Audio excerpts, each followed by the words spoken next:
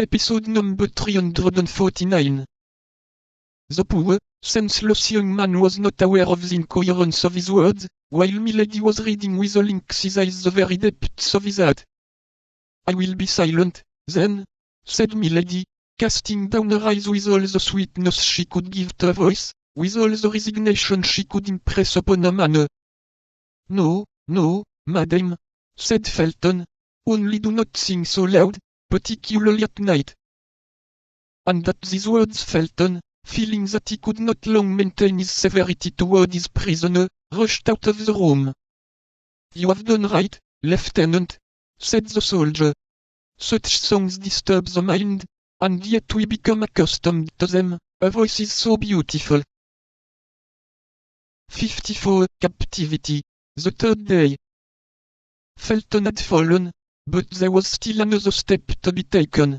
He must be retained, or rather he must be left quite alone, and Milady but obscurely perceived the means which could lead to this result. Still more must be done. He must be made to speak, in order that he might be spoken to, for Milady very well knew that the greatest seduction was in a voice, which so skillfully ran over the whole gamut of tones from human speech to language celestial. Yet in spite of all this seduction Milady might fail, for Felton was forewarned, and that against the least chance.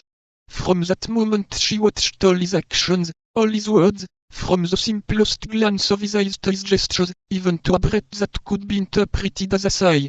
In short, she studied everything, as a skillful comedian does to whom a new part has been assigned in a line to which she is not accustomed.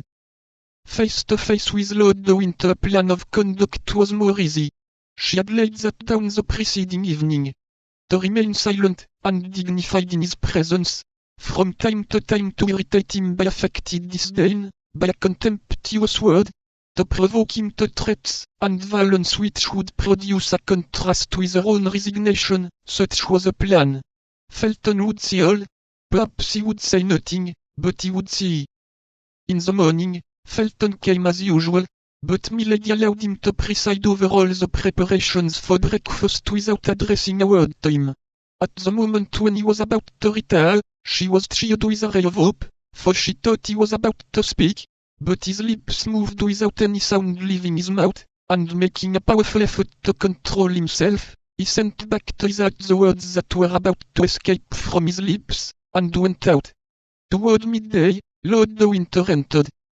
It was a tolerably fine winter's day, and the ray of that pale English sun which lights, but does not warm, came through the bars of a prison. Milady was looking out at the window, and pretended not to hear the door as it opened. "Ah, ah," said Lord de Winter, "after having played comedy, after having played tragedy, we are now playing melancholy." The prisoner made no reply. Yes, continued Lord de Winter, "I understand. You would like very well to be at liberty on that beach. You would like very well to be in a good ship dancing upon the waves of that emerald green sea.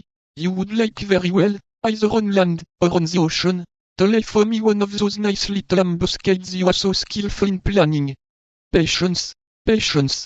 In 4 days' time the shore will be beneath your feet, the sea will be open to you, more open than will perhaps be agreeable to you, for in 4 days England will be relieved of you.